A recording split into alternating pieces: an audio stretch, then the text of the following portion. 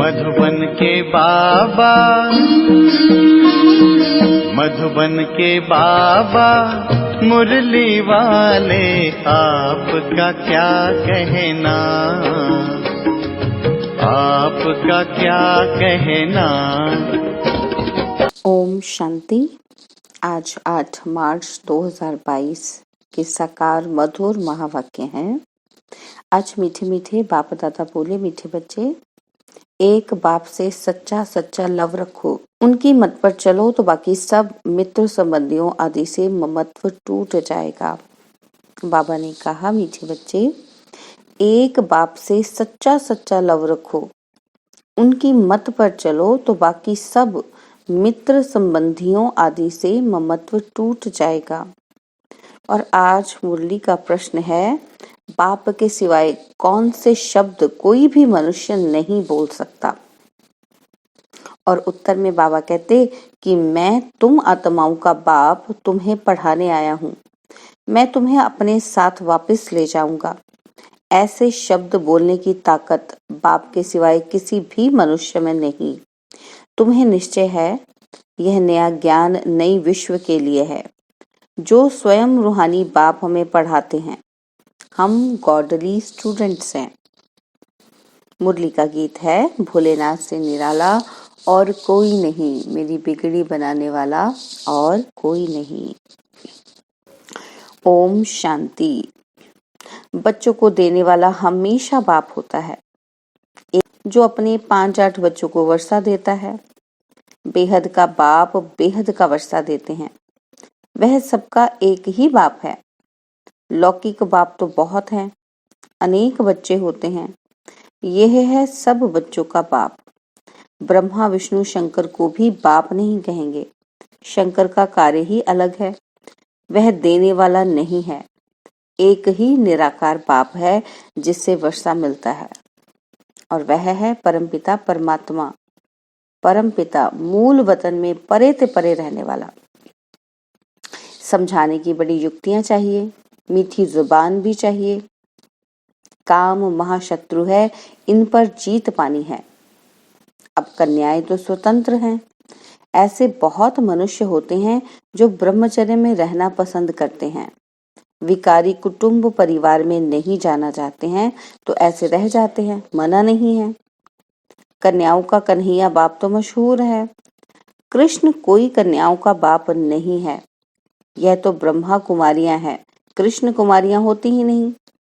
कृष्ण को प्रजापिता नहीं कहते। यह कन्याएं माताएं हैं जिनको सहन करना पड़ता है, परंतु दिल साफ होनी चाहिए।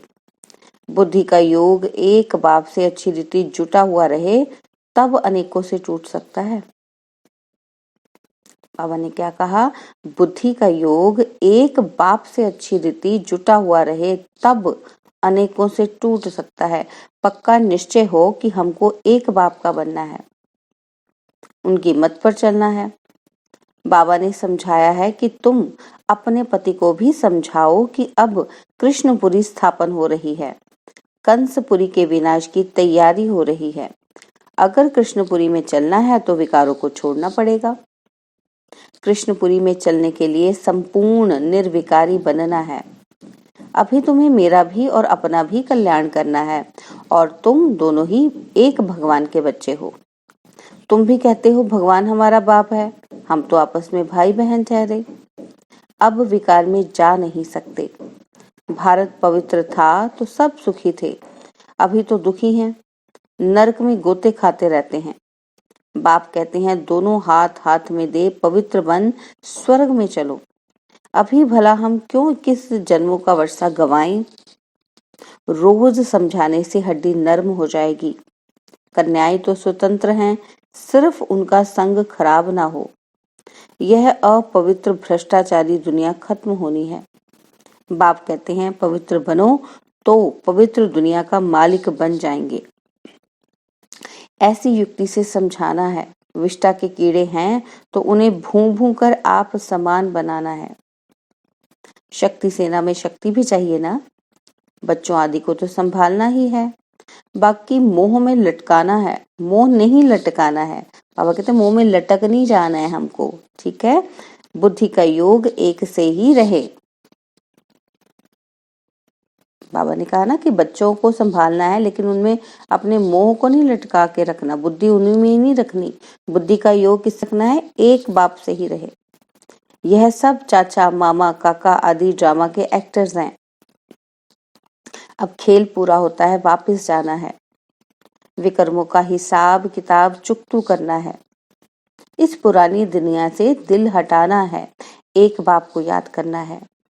बाप कहते हैं श्रीमत पर चलेंगे तो स्वर्ग की बादशाही पाएंगे। श्रीमत है भगवान की, राजयोग से बरोबर राजाओं का राजा बनते हैं। यह मृत्यु लोक तो अब खत्म होना है, तो क्यों ना बाप से 21 जन्मों का पूरा वर्षा ले लें। स्टूडेंट्स समझते हैं कि यदि हम अच्छी रीति पढ़ेंगे तो अच्छे नंबर में पास होंगे। यदि यहाँ अच्छे नंबर में पास होंगे तो वहां स्वर्ग में ऊंच पद पाएंगे। बनना तो प्रिंस प्रिंसेस चाहिए, सब तो नहीं बनेंगे। प्रजा तो ढेरों की ढेर बनती जाती है, प्रदर्शनी से धीरे धीरे बहुत प्रभाव निकलता जाएगा। तुम जानते हो जो एक्ट चलता आया है वह 5000 वर्ष पहले भी चला था। बाप कहते हैं मैं भी ड्रामा के बंधन में बांधा हुआ हूँ, पार्ट बिगर में कुछ नहीं कर सकता। ऐसे नहीं कि सुदर्शन चक्र से किसी का सिर काट दूं। बाबा कहते हैं सुदर्शन चक्र का अर्थ भी तुम बच्चों को समझाया जाता है। शास्त्रों में तो ढेर कथाएं लिख दी हैं। सुदर्शन अर्थात सृष्टि के आदि मध्य अंत को जानना। स्व अर्थात आत्मा को दर्शन हुआ। सृष्टि चक्र का की बरोबर हम 84 का चक्र लगाते हैं।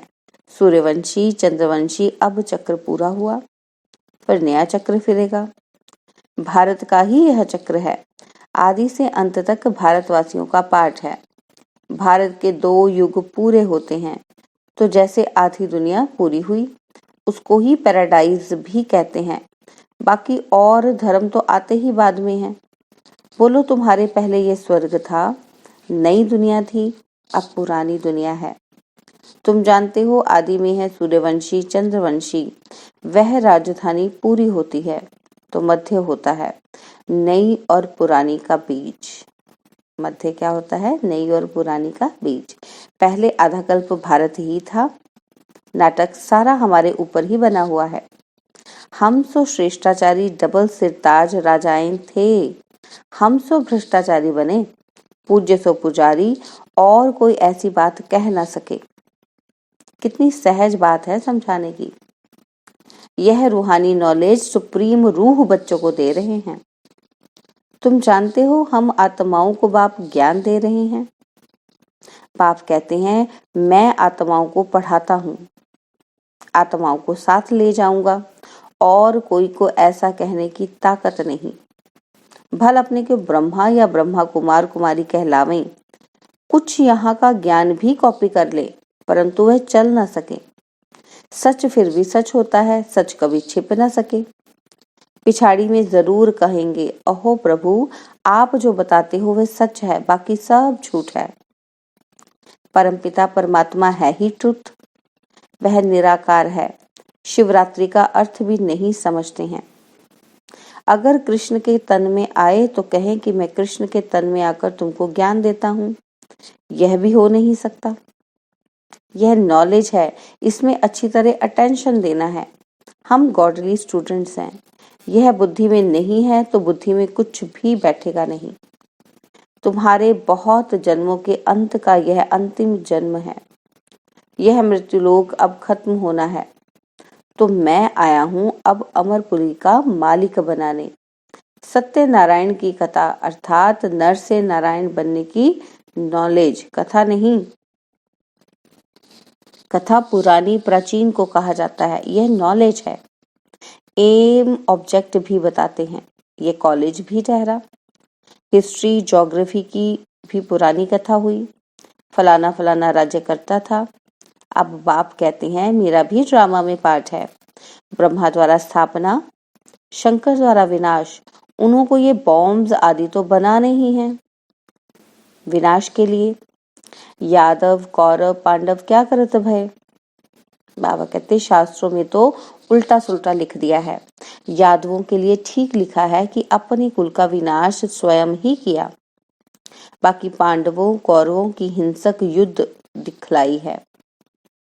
बाबा कहते यह तो हुई नहीं है। तुम्हारे साथ है परमपिता परमात्मा, वह है मुख्य पंडा और गाइड है, पतित पावन भी है, लिबरेटर भी है। रावण राज्य से छुड़ाकर राम राज्य में ले चल रहे हैं। बाप कहते हैं यह रावण राज्य खत्म हो, मुर्दाबाद हो, फिर पावन श्रेष्ठाचारी सत्युगी राज्य शुरू हो रहा है। यह तुम बच्चे ही जानते हो और किसी को समझा भी सकते हो, और कोई जान नहीं सकते। तुम बच्चों के अलावा बाबा कहते और किसी को पता ही नहीं चलता, इसीलिए तुम उनको समझाओ बच्चों को। भक्ति मार्ग के शास्त्र तो बहुत जानते हैं, समझते हैं भक्ति से भगवान को पाना है। आधा कल्प भक्ति मार्ग, भक्ति के अंत में ज्ञान सागर आकर ज्ञान का इंजेक्शन लगाएंगे। तुम बच्चों की पतित पावन गॉड फादरली स्टूडेंट्स लाइफ है। पतित पावन माना सतगुरु, ओ गॉड फादर माना परम पिता परमात्मा, और वह फिर शिक्षक रूप में राजयोग सिखलाते हैं। कितनी सहज बात है। पहले पतित पावन जरूर लिखना चाहिए। गुरु सबसे तीखा होता है। समझते हैं गुरु सदगति देते हैं, दुर्गति से छुड़ाते हैं। बाप कितना अच्छी रीति समझाते हैं, परंतु यह किसी की बुद्धि में नहीं बैठता कि भगवान के हम बच्चे हैं तो जरूर वर्षा मिलना चाहिए। बाप कहते हैं बच्चे तुम रावण पर जीत पहनो तो जगत जीत बन जाएंगे। श्रीमत पर चलना है। जैसे बाप मीठा है वैसे बच्चों को भी मीठा बनना है। युक्ति से समझाना है, आगे चलकर समझेंगे, तुम पर भी विश्वास करेंगे। देखेंगे लड़ाई तो लग गई है, क्यों ना बाप से वर्षा ले लें। ऐसी लड़ाई आधी के समय विकार की बात याद नहीं रहती। लड़ाई के समय कुछ और बुद्धि में जाता है। बाबा कहते कोई ऐसे नहीं कहेंगे कि विनाश होने से पहले विष की टेस्ट तो ले ले में। उस समय अपनी संभाल की जाती है। जन्म जन्मांतर से ये काम कटारी चलाने से तुम्हारी ये हालत हो गई है, दुखी हो गए हैं। पवित्रता में ही सुख है। सन्यासी पवित्र हैं तब तो पूजे जाते हैं, परंतु इस समय दुनिया में ठगी बहुत लगी पड़ी है। धनी धोनी तो कोई है ही नहीं, प्रजा का प्रजा पर राज्य है। लक्ष्मी, बाबा कहते स्वर्ग में लक्ष्मी नारायण का कितना नंबर 1 राज्य था, भारत कौन कहलावे। ये सब भूल गए हैं। रुद्र माला है, फिर है विष्णु की माला। ब्राह्मणों की माला तो बन न सके, क्योंकि ऊपर नीचे गिरते चढ़ते रहते हैं। आज 5-6 नवंबर में ब्राह्मणों की माला नहीं बन सकती, क्योंकि ऊपर नीचे गिरते रहते। आज कोई 5वें नंबर पे है, कोई 6वें नंबर पर है, कल देखो तो है ही नहीं है। वर्षे से भी राजाई से भी खत्म हो जाते हैं। बाकी रहा प्रजापद, यहाँ रहकर भी छोड़ देते तो प्रजा में भी अच्छा पद पा नहीं सकेंगे। विक्रम बड़े जोर से होते हैं, तुम्हें भगवान पढ़ाते हैं। कितनी वंडरफुल बात है। नई दुनिया के लिए यह नया ज्ञान है। तुम नई विश्व के मालिक थे, अभी पुरानी विश्व में कौड़ी तुल्य हो। बाप कौड़ी तुल्य को फिर से हीरे तुल्य बनाते हैं। तुम कांटों से फूल बन रहे हो। अच्छा, मीठे मीठे सिकिलदे बच्चों प्रति माता पिता बाप दादा का याद प्यार और गुड मॉर्निंग। रूहानी बाप की रूहानी बच्चों को नमस्ते। हम रूहानी बच्चों की रूहानी बाप दादाजी को दिलवा चांद सिकवा प्रेम से नमस्ते। ओम शांति। प्यारे बाबा, मीठे बाबा, मेरे बाबा, शुक्रिया बाबा, शुक्रिया बाबा, शुक्रिया बाबा। धारणा के लिए मुख्य सार है। पहला पॉइंट है, किसी भी संबंध में मोह नहीं लटकाना है। अंदर की सच्चाई सफाई से निर्बंधन बनना है। विकर्मों का हिसाब चुकतू करना है। सेकंड पॉइंट है, मीठी जबान और युक्त युक्त बोल से सेवा करनी है। पुरुषार्थ कर अच्छे नंबर से पास होना है। और बाबा ने वरदान दिया, कंट्रोलिंग पावर द्वारा रॉन्ग को राइट में परिवर्तन करने वाले श्रेष्ठ पुरुषार्थी भव। कंट्रोलिंग पावर द्वारा रॉन्ग को राइट में परिवर्तन करने वाले श्रेष्ठ पुरुषार्थी भव। श्रेष्ठ पुरुषार्थी वह है जो सेकंड में कंट्रोलिंग पावर द्वारा रॉन्ग को राइट में परिवर्तन कर दे। ऐसे नहीं कि व्यर्थ को कंट्रोल तो करना चाहते हैं, समझते भी हैं कि ये रॉन्ग है, लेकिन आधा घंटे तक वही चलता रहे। इसे कहेंगे थोड़ा थोड़ा अधीन और थोड़ा थोड़ा अधिकारी। जब समझते हो कि यह सत्य नहीं है, अयथार्थ व व्यर्थ है, तो उसी समय ब्रेक लगा देना यही श्रेष्ठ पुरुषार्थ है। कंट्रोलिंग पावर का अर्थ यह नहीं कि ब्रेक लगाओ यहां और लगे वहां। स्लोगन है, अपने स्वभाव को सरल बना दो तो समय व्यर्थ नहीं जाएगा। अपने स्वभाव को सरल बना दो तो व्यर्थ समय नहीं जाएगा। ओम शांति। तो आज दादियों की पुरानी डायरी से कुछ अनमोल ज्ञान रत्न सुनेंगे।